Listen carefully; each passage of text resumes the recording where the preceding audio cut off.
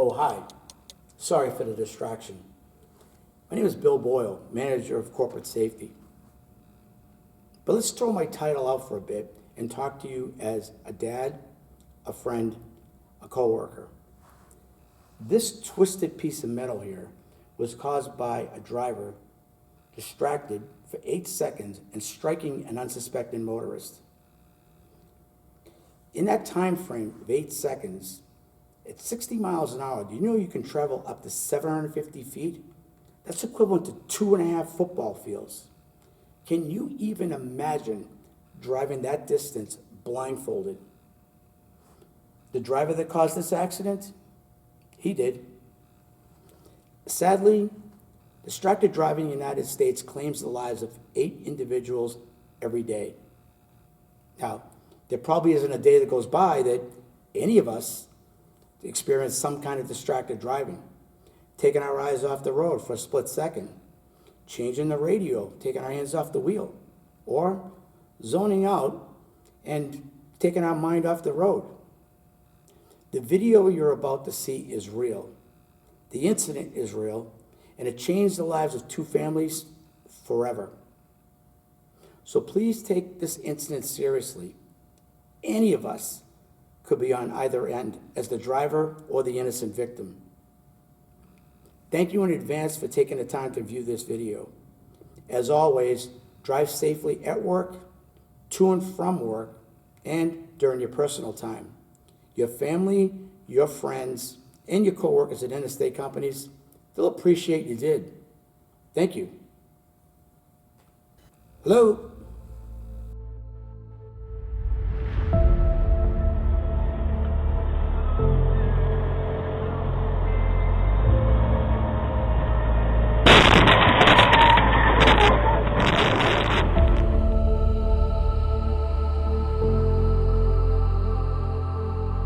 I play that moment in my head multiple times a day. There wasn't anything I could do. I was out of control.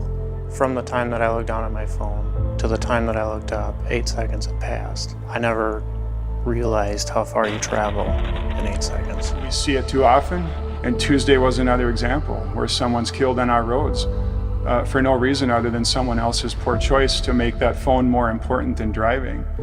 We shouldn't need a law to tell us to pay attention while driving.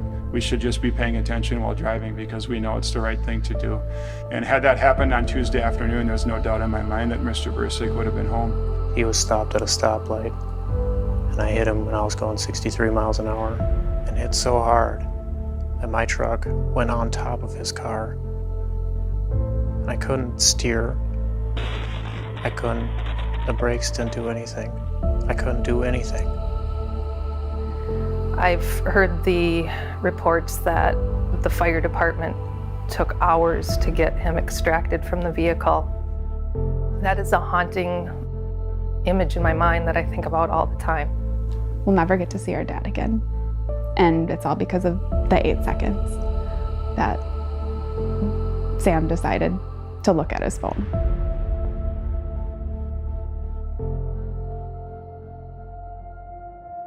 Robert and I were married on March 23rd of 2013, and he died just short of our 5-year anniversary.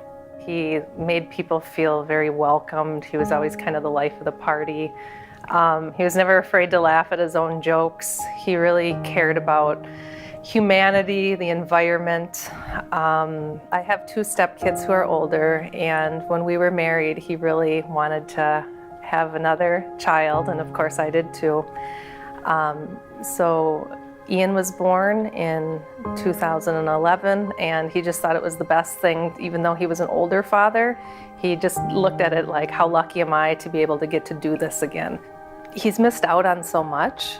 He's missed out on his daughter's wedding. He's missed out on the birth of his grandson. He's missed out on his son graduating from college. And Ian has missed out on not growing up and sharing a lot of those things with Rob that you hope every kid and father get to do. And he missed out simply on, somebody's poor choice. It's been difficult. He misses his dad a lot. My dad was the most energetic, outgoing, loving, funny guy almost anyone has ever met. He was that guy that just absolutely lights up a room when he steps into it. The big thing that we were planning when my dad was killed was my wedding. He was going to walk me down the aisle. So my uncle Paul, my dad's brother, had to walk me down the aisle because my dad wasn't there. My son was born in June of 2018. I can only imagine what an amazing grandpa he would have been. I feel devastated for my little brother Ian. I feel devastated for my brother Colin. I feel so sad for my son that he never got to meet him and have him as a grandpa. I feel so horrible for my stepmom. It's just so hard to think about the fact that he doesn't get to be here for the world and continue making an impact.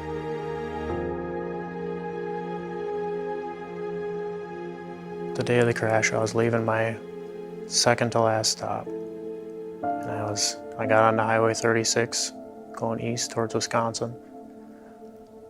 And meanwhile, while I was driving, I got a message about a house that my girlfriend at the time was looking at.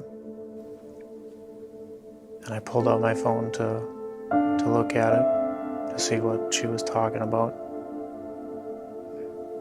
I thought it would be fine. I thought nothing will happen. During those 8 seconds, the time went by so fast. I traveled a lot farther than I ever thought I would have. I looked up just before I hit the vehicle, and my truck went right on top of his car that he had and pushed him all the way through the intersection. And I got out of the truck as fast as I could, and I ran back to the car. By then it sank in fully that it was too late.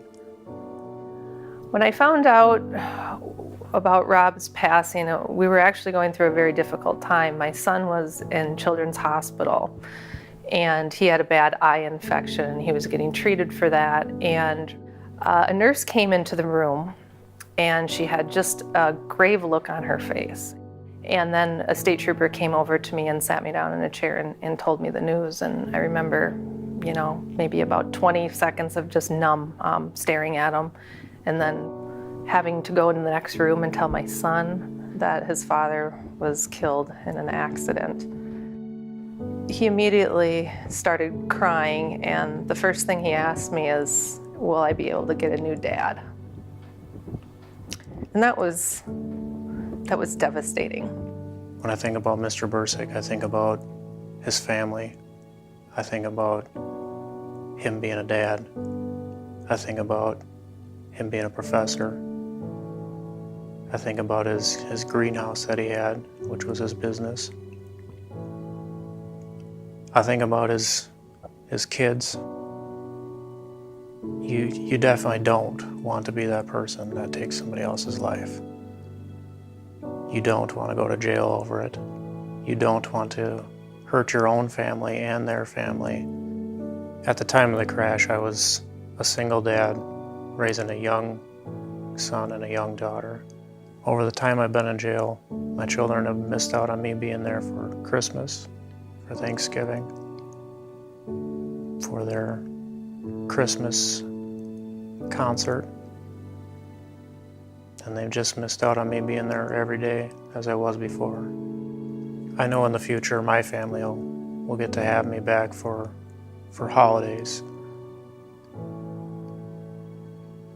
But Mr. Bursick's family won't have him back for any future holidays. It's heartbreaking to know that that happened, to know that I caused that, to know that it's my fault that they won't get to enjoy another holiday with him. I can't say I'm sorry enough.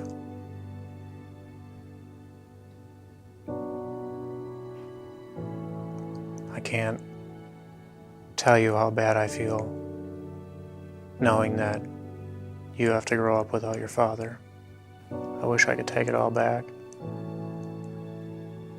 I wish I could change the events. Getting one text and checking one Zillow link led to an entire life of regret, remorse, sadness, heartbreak. I don't think drivers realize how long they're actually looking at their phone, not paying attention to the road. It doesn't matter who you are. It doesn't matter if you wear a suit and tie. It doesn't matter if you wear jeans and boots. It doesn't matter what you do for a job. This can happen to anybody. All it takes is one poor decision. Every time I hop in my car, I see people driving distracted. And I mean, I just want to stop the person and shake them and tell them, do you have any idea what you're doing right now did to my family? Do you have any idea what that did to my family and what you could do to someone else's? Hey, Jace. Ian's doing well, responding nicely to the antibiotics. My dad left me a voicemail updating me on my brother Ian's condition at Children's Hospital the day that the crash happened. So just wanted to let you know, you're having a good day. I'll talk to you later. Love you. Bye. You know, I mean, we have the memories, yes, but we'll never get to see our dad again. And it's all because of the 8 seconds that Sam decided to look at his phone.